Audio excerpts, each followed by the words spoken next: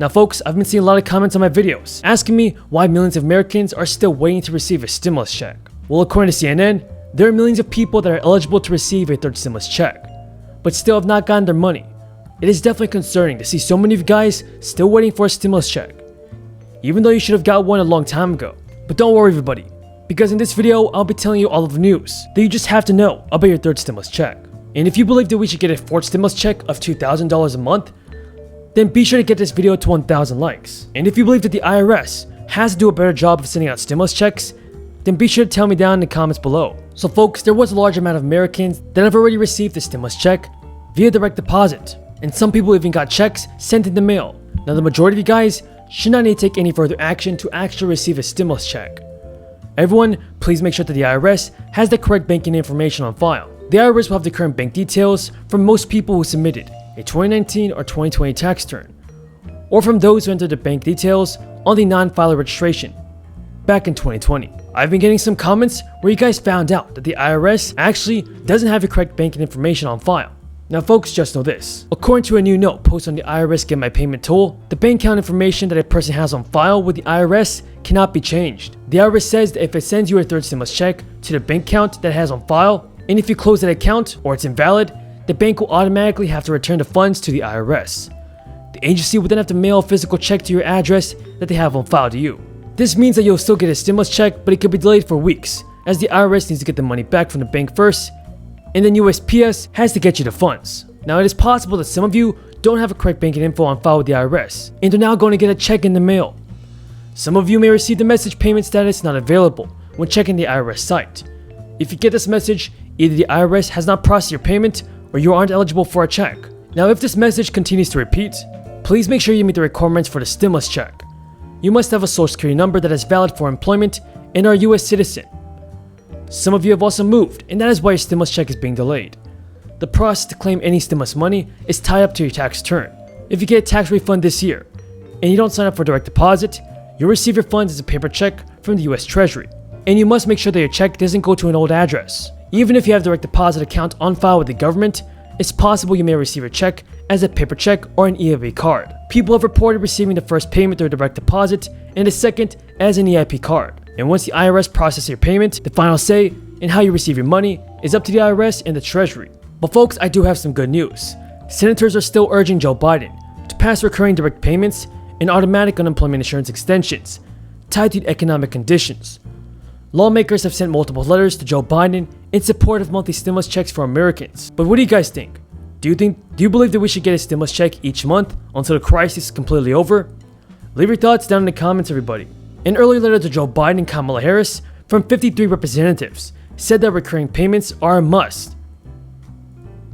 So folks, it sounds like a fourth stimulus check is definitely coming. So be sure to stay tuned for more videos, everybody. When you have people like Jeff Bezos and Elon Musk, two people owning more wealth than the bottom 40% of the American society, when you have dozens and dozens of corporations not paying a nickel in federal income tax, when you have an effective tax rate which allows billionaires to pay a smaller rate, a lower rate than working families, you know what? You can raise money by having a progressive tax system. But most importantly, and I think what Stephanie was saying, is that when we talk about infrastructure, of course we're talking about roads and bridges, water is a big deal, water systems, wastewater plants, but we've got to take a broad look at what infrastructure means, human infrastructure for ordinary people. Human infrastructure means housing. You got 500,000 people in this country who are homeless, you got 19 million households who are spending 50% of their limited incomes on housing. We need to build housing. And by the way, when you deal with housing, you create jobs.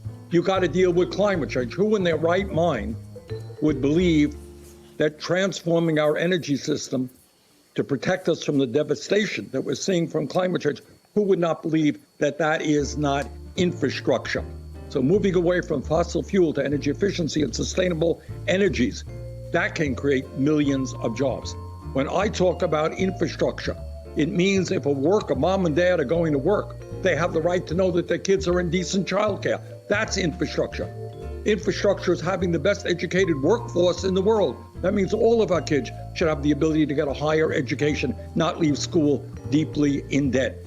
It means that we need a healthy society Our life expectancy is 40th in the world because we are the only major country not to guarantee health care to all people. So I think as a nation, we've got to take a very broad look at what we mean by infrastructure. It's physical infrastructure, obviously, bricks and mortar. It is human infrastructure. And now is the time to create millions of jobs, addressing all of the needs impacting the middle class and working families of this country.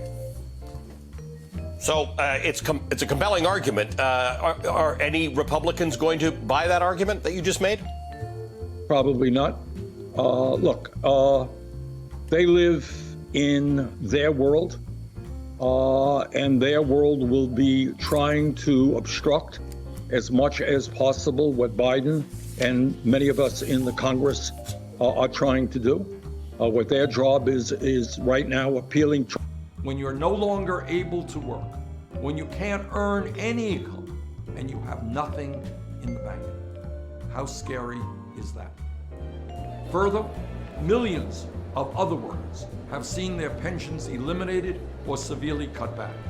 Promises were made to them by their employers, and those promises were not kept. 30 years ago, more than a third of private sector workers had a guaranteed defined benefit pension plan.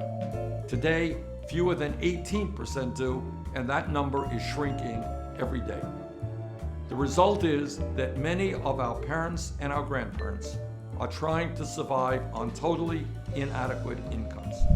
Millions of seniors today are trying to make ends meet, buy the medicine they need, buy the food they require, or heat their homes on incomes of $12,000 or $13,000 a year.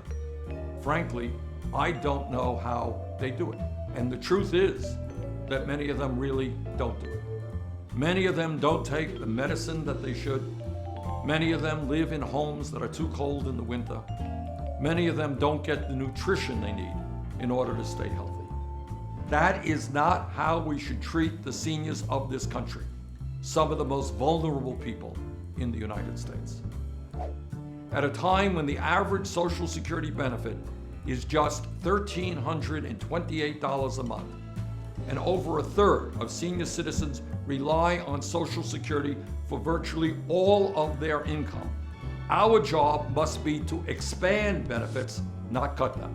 Our job is to strengthen Social Security, not weaken it. Let's be clear. Social Security is the most successful government program in our nation's history. Before Social Security was signed into law, nearly half of senior citizens lived in poverty. Until next time, have a great day and stay safe.